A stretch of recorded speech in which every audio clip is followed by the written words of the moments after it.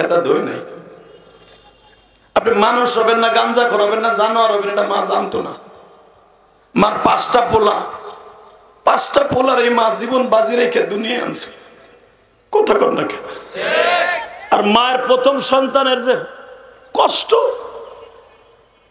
যারা মায়ের প্রথম সন্তান আছেন, যেরকম আমি আমার মায়ের প্রথম সন্তান, এই জন্য আমি মার জন্য বেশি কান্দি। বাজানরে প্রথম সন্তানের প্রতি মার যে কত হক তুমি আর আমি জানি না গো বাবা। মার পেটে তো আল্লাহ ঢুকায় দিছে বাজান, ইয়াখরুজু মিন বাইনিস সুলবি ওয়াত তারাইব। আমার আল্লাহ তো বাবার 2 ঘাড়ের মাঝখান থেকে মায়ের রেহেমে তোমার আমারে প্রবেশ করায় দিছে। যেই দিনকে মায়ের রেহেমের মধ্যে, পেটের মধ্যে ঢুকছি, ওই দিন থেকে আমার আল্লাহ মায়ের সেই নাপাক পানির দরজাটা বন্ধ করে দিছে বাবা। মায়ের ভিতরের যে যন্ত্রণা, এটা তুমি ছাড়া তুমি বুঝবা না, আল্লাহ ছাড়া আর মা ছাড়া জানে না গো মা।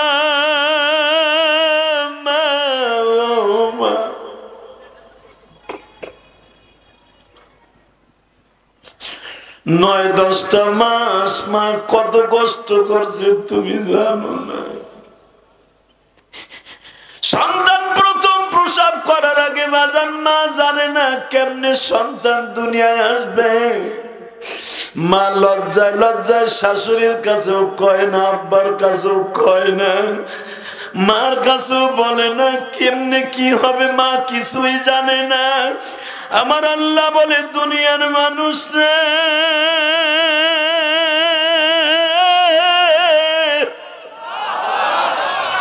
ওই কষ্ট যদি জীবনে একটা দিন কোন পুরুষকে দিতাম, পুরুষ সন্তান জন্মের পরে একটা আছাড় দিয়ে সন্তান মেরে ফেলত।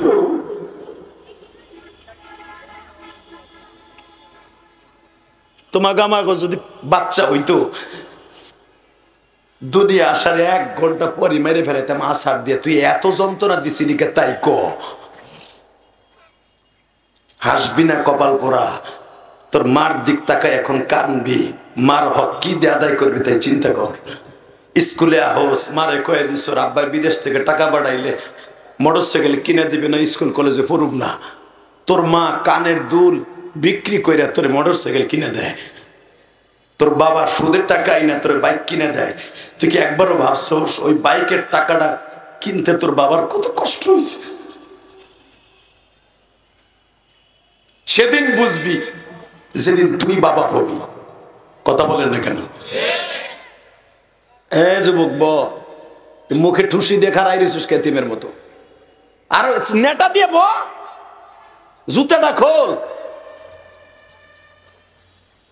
আল্লাহ কবুল করুক, জোরকানা আমিন। আল্লাহ মাহফিলকে আপনি কবুল করে নেন, এই টাঙ্গাইলের এই মাঠটাকে জান্নাতের টুকরা বানিয়ে দেন। এখন শুধু কানবি যুবক, তোর মা অসুস্থ, তোর বাবা অসুস্থ, কে কইছে আল্লাহ সুস্থ করবে না? তোর চোখের পানি তোর মায়ের জন্য এমন একটা মেডিসিন। সন্তান যখন কোন ওয়াজে অথবা কোন মসজিদে কাঁদে, রব্বে কারিম সন্তানের চোখের পানির খাতিরে কবরে আযাবও মাফ করে, দুনিয়ার আযাবও মাফ করে। তোর মা কষ্টে আছে, ডায়াবেটিসের রোগী, হার্টের রোগী, তোর চোখের পানি খাতিরে এমন মেডিসিন তোর চোখের পানির মধ্যে আল্লাহ দিছে, তোর মাকে যায় দেখবি সুস্থ হয়ে গেছে। মার চোখের পানি যেমন সন্তানের জন্য মেডিসিন, সন্তানের চোখের পানিও মার জন্য মেডিসিন। তুই খালি পারস মায়ের চোখের পানি জড়াইতে, কিন্তু মায়ের শান্তি দিতে পারস না। আমার দিকে তাকা, আজ থেকে লাইফ স্টাইল চেঞ্জ করে ফেলবি। দুনিয়া কয়দিন বাঁচবি বল ভাই, কয়দিন বাঁচবি? একটু আগে ফেসবুকে আমার একজন দেখাইলো, কক্সবাজারে গেছিল ঘোরার জন্য, কয়েকজন মানুষ মহিলা সহ এমন ভাবে বাইটা হয়ে গেছে ট্রাকে, মাথার মগজ এইভাবে রাস্তার উপর লাগাইতেছে। শুধু আমি তোমাদের খেদমত আরজ করতে চাই, যুবক ভাই, তোর সারা জীবনটা ঠিক রাখবি, লাইফ স্টাইল চেঞ্জ করে ফেলবি, নামাজ দিয়া, রোজা দিয়া, বিশ্ব নবীর ভালোবাসা দিয়া, তোর মৃত্যুর সময় কালেমা নসিব হয়ে যাবে। আল্লাহু আকবার জোরে বলেন তো দেখি, আল্লাহু আকবার আরো জোরে বলেন। মনে রাখবেন, যে ব্যক্তির অন্তরের ভিতর আল্লাহর ভয় আছে, ও ব্যক্তি জান্নাতে যাবে খুব তাড়াতাড়ি। কথা ঠিক না বেঠিক? জোরে বলো, জোরে বলো। একটা বেশ্যা, পতিতা মহিলা, তার চরিত্র ছিল যুবকদের জীবনকে নষ্ট করে দেয়া পয়সার বিনিময়ে। একজন বুজুর্গ তার কাছে গেছে কাস্টমার সাইজা, টিকিটও কাটছে, পয়সাও দিছে, রুমের মধ্যে গেছে, যাইয়া সেই পতিতা মহিলা বলতেছে, আপনি হুজুর হইও আমার কাছে আইলেন? টিটকারা দিছে। এখন কানবি, তোর গুনার কথা মনে করে কাঁদবি, দেখ তোর জীবনের সাথে এই কথাটা, হাদিসটা মেলে কিনা। বনি ইসরাইলের ঘটনা যখন বলছে তুমি হুজুর হইও আমার কাছে আইলে, টুপি মাথায় দিয়া, এই জায়গায় তো কোনো টুপিওয়ালা আমার কাছে আসে না, আমি বিশ্ব সুন্দরী, আমার এক নাইটের দাম অনেক, তুমি টিকিট কিনে পাইছো হুজুর মানুষ। হ্যাঁ, আমি টিকিট কেটে আইছি, আজকে রাতের জন্য তুই কার? তোমার।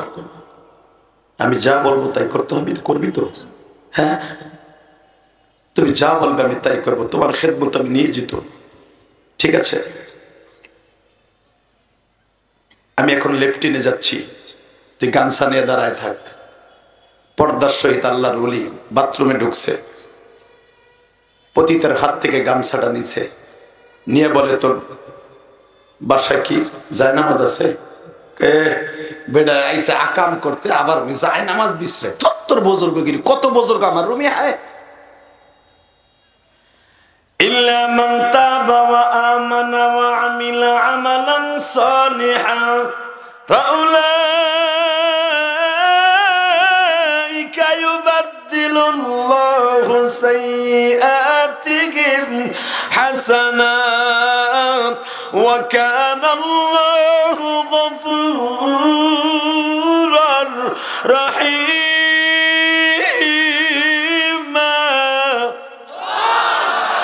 এ বান্দা, তুই গতকালকে কি গুনাহ করছিস আমি ওদিকে তাকাবো না।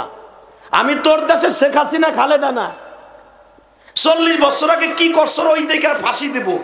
আমি রব্বে কারীম এমন একজন, ওয়াকান আল্লাহু গফুরার রহিমা, আমি এমন একজন রহমান, এমন একজন গফফার, মাফ করনেওয়ালা। তুই গতকালকে কি গুনাহ করছ ওদিকে তাকাবো না। আজকে তুই টাঙ্গাইল মাঠে বইয়ে কানছর, আমি তোর চোখের পানির সাদা রুমাল দিয়ে মুইছা তোর জীবনের সব গুনাহ মাফ করে দেব। ইউবাদদিলুল্লাহু সাইয়্যাতিহিম হাসানা, এটা আমার কথা না, কোরআন শরীফের কথা। ইউবাদদিলুল্লাহু সাইয়্যাতিহিম হাসানা, বাদদালা ইউবাদদিল। তোর জীবনে গেলে গুনাহ মাফ করবো না, তোর গুনার পরিবর্তে জায়গাটা ওইটা ছিল কালো, কালো ছিল, ব্ল্যাক ছিল, কারণ গুনার রং হলো কালো, এরকম কালো, আর নেকের রং হলো সাদা, হোয়াইট। মারহাবা বলেন। আল্লাহ বলেন ইউবাদদিলুল্লাহু সাইয়্যাতিহিম হাসানা, তোর ওই কালো ব্ল্যাকটাকে আমি হোয়াইট করে দিব, অর্থাৎ ওই জায়গাটাকে আমি নেকের দ্বারা ভরপুর করে দিব, যেটা পৃথিবীর কোন সরকার পারবে না, আমি পারবো। সে কে? হাত উঁচা করে বলেন, সে কে? কে কে? তাকাও এবার, এদিক তাকাবার কানবা, কোন দিক চোখ ঘুরাবা না। ইলিয়াস রহমান জিহাদি ইয়ালেঙ্গা, আমার লাইফে 22 বছর ওয়াজের বয়স আমি কোনোদিন আসি নাই। যদি কোনো নাজাতের ওসিলা কোনো দিনের বেলা কোনো ওয়াজ হয়, আজকের নাজাতের ওসিলা হয়ে যাবে। আল্লাহ সহ্য করতে না পাইরে বাবা একটার পর একটা গজব দিচ্ছে আমার উপরে। সিটারি বাটপারি, মানুষকে খুন খাবার, আমি ভাই ভাইরে ঠগাইয়া, স্বামী স্ত্রীরে ঠগাইয়া, স্ত্রী স্বামীরে ঠগাইয়া, গুনাহ করতে করতে করতে আমার আল্লাহ সহ্য করতে পারে না।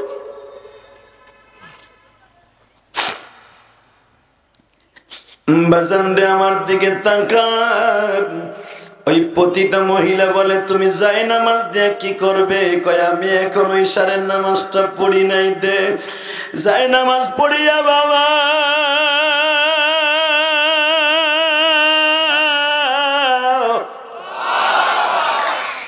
দুই রাকাত নামাজ এক্সট্রা বেশি পড়িয়া, ওয়া মিনাল লাইলি ফাতাহাজ্জাদ বিহি নাফিলাতাল লাক আসা আন ইয়াবআসাকা রাব্বুকা মাকামান মাহমুদা। ইয়া আইয়ুহাল মুযাম্মিল কুমিল লাইলা ইল্লা ক্বালিলা নিসফাহু ওয়া وانقص منه قليلا أو زد عليه ورتل القرآن ترتيلا ও বাজান আমার নবী যখন রাত 12টা বাজা যাইতো আমার আল্লাহ মিষ্টি সুরে ডাক দিত ইয়া আইয়ুহাল মুযাম্মিল কুমিল লাইলা ইল্লা কলিলা ও আমার প্রিয় বন্ধু ওঠেন গো নবী ওঠেন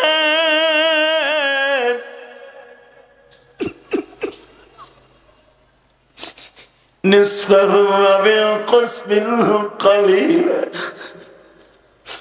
নবী রাত এখন 12টা বেজে গেছে আমি আল্লাহ তো ঘুমাই না আমার বান্দারা ঘুমায় আমি পাহারা দেই মা বাবার মাঝখানে মাত্র 1 মাসের বাচ্চা ঘুমায় মা অনেক দিন ঘুমায় না মায়ের বডিটা বাবা বাচ্চার পেটের উপর উঠিয়ে গেছে বাবার ঠ্যাংটা 6 মাসের বাচ্চার শরীরে উঠিয়ে গেছে বাচ্চার শরীর থেকে ল্যাপটসক সইরে গেছে ঠান্ডার ভিতরে বাচ্চাটা কান্দে মা ঠিক পায় না আমি আল্লাহ যদি ওই সময় ওর গায়ের উপরে খেতাটা না উঠাইয়া দিতাম বান্দা তুই বাঁচতি না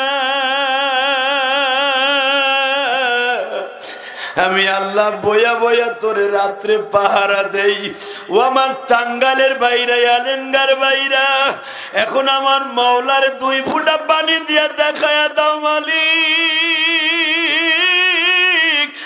আজকে তোমার কাছে 20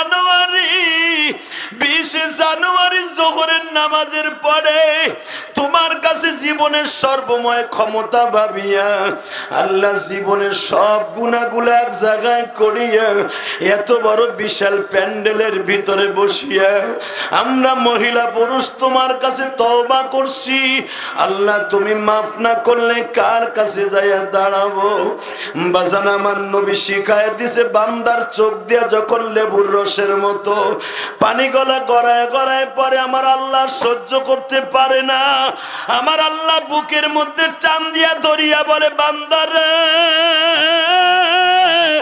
আর কাঁদিস না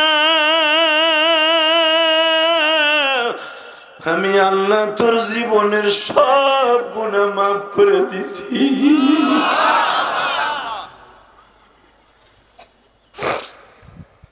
আল্লাহর বান্দা ইশারের নামাজটা পড়ে এইভাবে হাত তুলছে মালিক রে